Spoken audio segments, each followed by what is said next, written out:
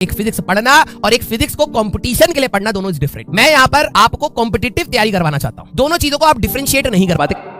एक रिसर्च हुई थी जहां पर ये बात हुआ था कि ये जो शॉर्ट्स YouTube के जो शॉर्ट्स है ना, या फिर किन्हीं के भी शॉर्ट्स है, ठीक है, आजकल शॉर्ट्स के लिए तो बहुत सारी वो है, इन सारी चीजों की वजह से ह्यूमंस पे क्या इंपैक्ट पड़ा है। ह्यूमंस पे ये इंपैक्ट पड़ा है कि पेशेंस लेवल डाउन हो गया। You can not wait and watch the content और lectures on a long duration. आपको चाहिए सीधे बताओ किन किन के साथ ऐसा हुआ है कि आपने कोई भी मूवी देखनी स्टार्ट करी, मूवी हल्की सी बोरिंग है, आगे चलो भाई, काम की चीज बताओ। हाँ, लड़ाई में कौन मुक्का मारा है, इसको कौन खत्म करेगा, है ना। तो ये जो आपका इंपेशेंस डेवलप हो रहा है कि आप पेशेंटली किसी चीज को नहीं कर सकते, ये आपके वर्क कल्चर में भी जा रहा है धीरे धीरे, आपको पता ही नहीं है। पेशेंस लेवल आपको बहुत पेशेंटली पढ़ना पड़ेगा। कई चीजें ऐसी आएंगी कि जो आपको नहीं समझ आएगी, उसको पेशेंटली देखना पड़ेगा। आप एक टाइप का जो नेचर, क्योंकि क्या है, आप लोग बहुत भोले हो, आप लोग बहुत ही ज्यादा भोले हो, आपको पता ही लग रहा है कि आपका नेचर कैसे चेंज हो रहा है आसपास के एनवायरमेंट से। इसलिए कहते हैं ना, संगति बहुत मैटर करती है। तो आप जिस टाइप की संगति में रहते हो, उस टाइप से आपको इनपुट्स मिलते हैं और आप उसके हिसाब से सोच के इवॉल्व करते हो। अगर आप नेगेटिव संगति में रहोगे तो आपको नेगेटिव इनपुट्स मिलेंगे और आपको लगेगा भाई हम इस पूरे ग्रुप के सरदार बने, गुंडा बने। आपका टारगेट भी वैसा बन जाएगा। फिर अगर आप पॉजिटिव एटीट्यूड वाले लोगों के बीच में रहोगे तो आप हमेशा कंस्ट्रक्टिव कुछ सोचना स्टार्ट करोगे। आपको लगता है कि आपका एटीट्यूड सिर्फ आपका खुद डेवलप्ड है। नहीं भैया, आपका एटीट्यूड आपके आस पड़ोस वाले आपको डेवलप करा और उनका सिलेक्शन आप कर सकते हैं कि आप उनके साथ रहना चाहते हैं या नहीं। तो पॉजिटिव एटीट्यूड रखिए। लर्निंग प्रोसेस में है आप एग्जाम प्रोसेस में नहीं है। तो जब भी हम लोग चीजों को बात करेंगे तो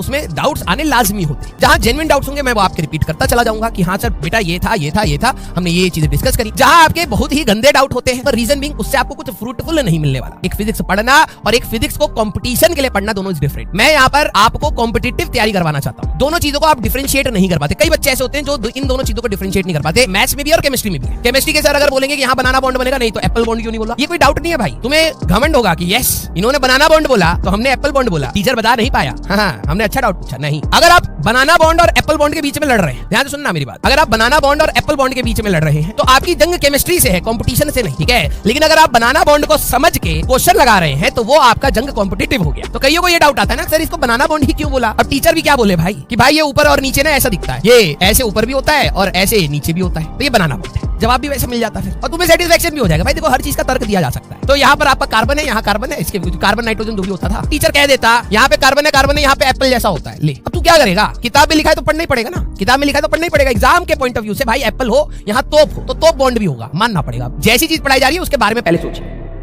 क्योंकि आप लोगों की दुनिया शॉर्ट्स वाली दुनिया है। हम लोगों की दुनिया में ना ही यूट्यूब था ना ही कुछ था। आपको